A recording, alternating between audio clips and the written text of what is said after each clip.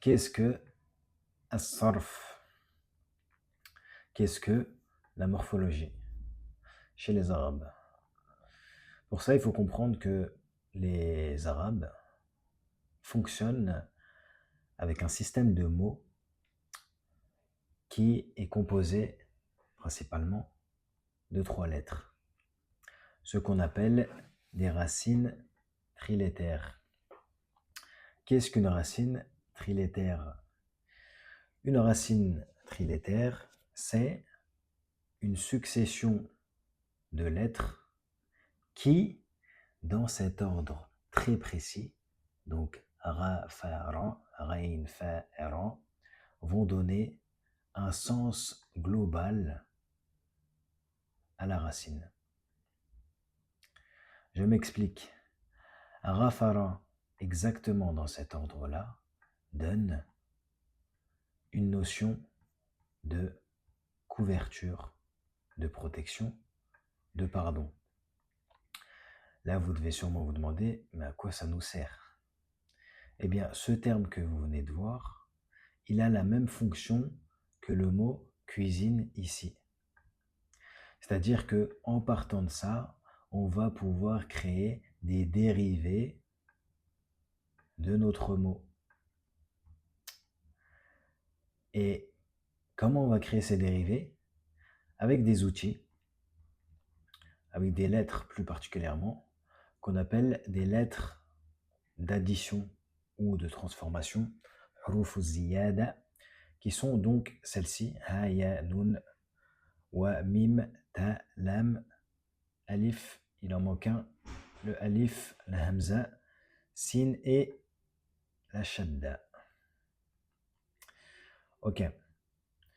Donc maintenant, comment on va utiliser ces termes-là? Comment on va utiliser nos outils? Alors c'est très simple. La règle, c'est que je vais pouvoir utiliser, j'ai retrouvé mon alif, je vais pouvoir utiliser n'importe quel terme ici, parmi mes outils, pour créer un nouveau mot, comme vous pouvez le voir ici. Exemple, si je prends le alif qui est ici et que je place là, je vais avoir une prolongation, donc un maddu alif, et je vais avoir un rafir, si je lis de droite à gauche. Autre exemple, bien connu, si je prends un autre de mes outils et que je le place ici, je vais avoir un des noms d'Allah qui est Ar-Ghafour. Donc Ar-Ghafour, qui est souvent traduit par le très pardonneur. On verra plus tard que ça ne veut pas exactement dire ça, c'est bien plus profond. Mais pour l'instant, on peut se cantonner à cette traduction. Et donc, on se rend compte que à chaque fois, on remarque qu'on utilise à chaque fois nos lettres de transformation et qu'on les place à des endroits stratégiques pour avoir une dérivée qui dépend de ces racines-là, au même titre qu'on l'a fait ici. Donc, autre exemple très connu, je vais utiliser plusieurs lettres cette fois-ci, une combinaison. Je vais utiliser le alif, le sin et le ta qui, dans cet ordre très précis, vont signifier, à l'avant d'un mot, la demande ou la recherche de quelque chose. En d'autres termes, si vous voyez ces trois lettres avant notre racine, ça indique que vous allez être dans la demande de ce qui se trouve ici.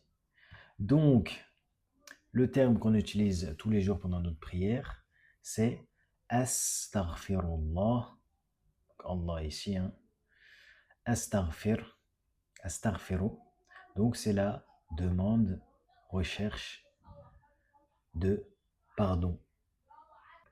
Si on prend notre mime cette fois-ci et qu'on le place devant, en lui ajoutant une autre lettre ici, on va avoir Maghfour. qui indique la personne qui a été pardonnée, celui qui est pardonné. Al-Maghfour. Concernant maintenant les placements, c'est quelque chose qu'on apprendra plus tard. Est-ce que je peux mettre un alif ici? Est-ce que je peux le mettre là? Est-ce que je peux le mettre à la fin? Ça, on l'apprendra. Est-ce que je peux mettre un signe ici? Est-ce que je peux le mettre après? Qu'est-ce que ça change? Tout ça, c'est une science, mais le concept à comprendre là maintenant, c'est que ces outils permettent de créer tout ce qu'il y a autour, donc nos dérivés. Et donc pourquoi c'est important de comprendre ça? C'est important de comprendre ça parce que ça indique que si vous connaissez, si vous maîtrisez votre racine, que vous maîtrisez la conception via les outils, vous serez apte, à partir d'une racine, de retrouver ou de créer plusieurs mots. Donc au lieu d'apprendre ces mots séparément, vous saurez les construire, ce qui va énormément élargir votre vocabulaire et votre compréhension de l'arabe. Dans les prochaines séances, on va voir des exemples bien connus et vous verrez que vous en connaissez plus que vous ne le pensez.